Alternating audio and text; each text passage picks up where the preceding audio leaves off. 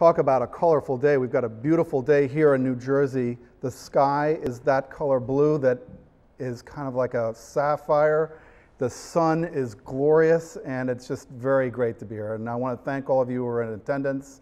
I'm quite confident that you'll hear some things today that you probably didn't know, and probably some things you didn't expect. And so this is kind of a two-part conversation that starts off with concentrating on the emotional side of this, delivering on the emotional of color. And then Ian will be talking about the delivery itself. So let's talk about emotion here for a minute. I think probably if I asked you to talk about emotion or define emotion, people would say, well, I know what an emotion is, but when I really think about it, it's probably pretty difficult to attach words to it. We probably think of things like feelings and moods.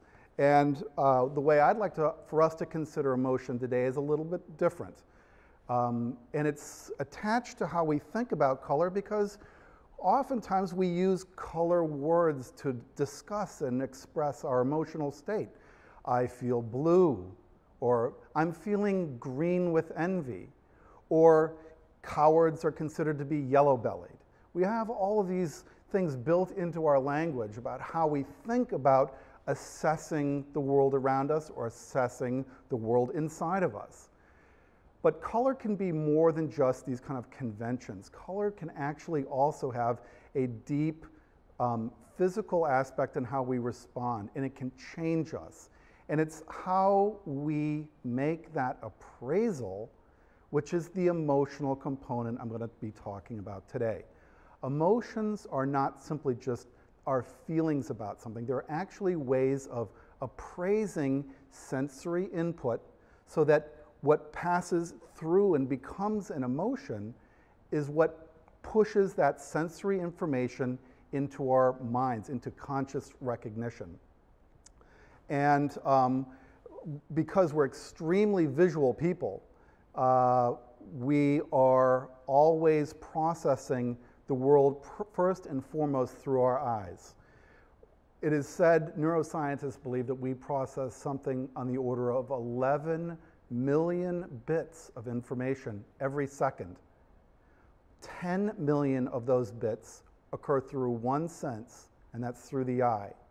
And only 40 of those 10 million bits reach conscious deliberation. What that means is 9,900,000 bits of information are being processed emotionally.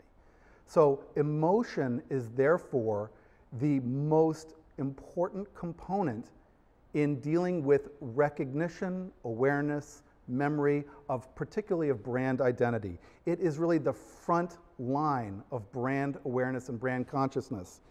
And what I think to be particularly important is a passage by my colleague Martin Lindstrom, who is the author of one of the most successful business books of 2005 called Brand Sense, which is that color is the most visible first point of any commercial communication. So I think if we're trying to understand recognition, awareness, engagement at that first moment of truth, which occurs within 2.5 seconds, it is all about emotion. It's high stakes, and there are 3 components to what we're going to talk about today. Emotion is having a physical body connection, color is having a psychological connection, and also having a cultural connection. So what we'll walk through in the next few minutes is these 3 aspects: the body, the mind, and our culture. And bodily, this is a great place to start because we may not think about it necessarily, but we respond automatically. Our bodies respond automatically to color.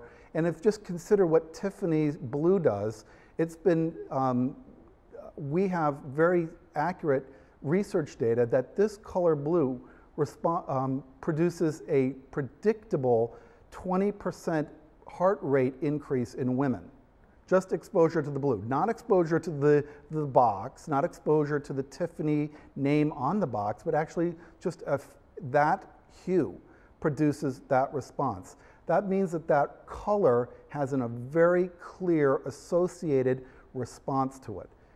what we have to ask marketers is, are you able to leverage that kind of power, of that viscerality of color with your brand? Do people attach meaning of expectation or reward through the color that you're first putting out?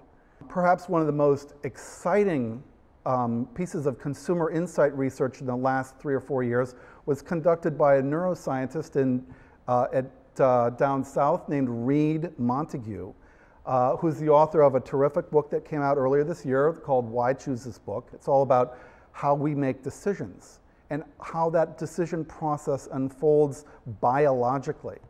And he exposed consumers in an MRI machine to the classic Pepsi challenge, where people were exposed to the flavor of the beverage and then a number of other stimuli.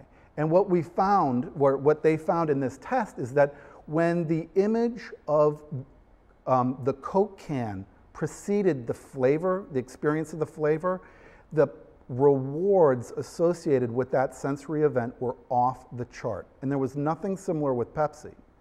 What this means, of course, is that there is a deep, deep neurological hardwiring to successful branding. Not only can you have people expect and anticipate rewards by the exposure to a color, but it also underscores and differentiates people's experience of products that may or may not be differentiated on a blind test. It's an interesting, powerful new tool that marketers are beginning to use to really seize opportunity to differentiate and mark their own space in the marketplace. As a variation on this, the next slide gives an illustration of some pretty interesting findings from a comparable research undertaking with which we at Laga are associated. It's with Martin Lindstrom's brand Sense, an outgrowth of the brand Sense development. It's with Brand Scan. It's a research project in which 2,000 consumers worldwide have been analyzed for their physiological and neurological responses to brand properties. And one of the participants, Triumph, who is a European leader in novelty lingerie that is extremely popular in Asia, discovered that their color red had extremely high response value for men and for women. Women, when exposed to the color red without any brand, the unique Triumph red, they experienced very high responses in the reward pathways of the brain. In other words, similar to contemplating pleasurable experiences and pleasurable sensations. The color red itself generated that. Men, not only did they experience the same thing, but they also increased their average blood pressure by 11%.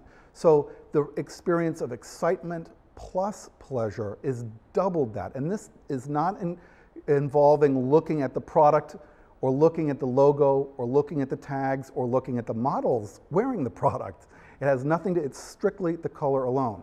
So color has value, and we have to ask, are you mining, are you wringing every drop of value out of the colors in which you're already playing?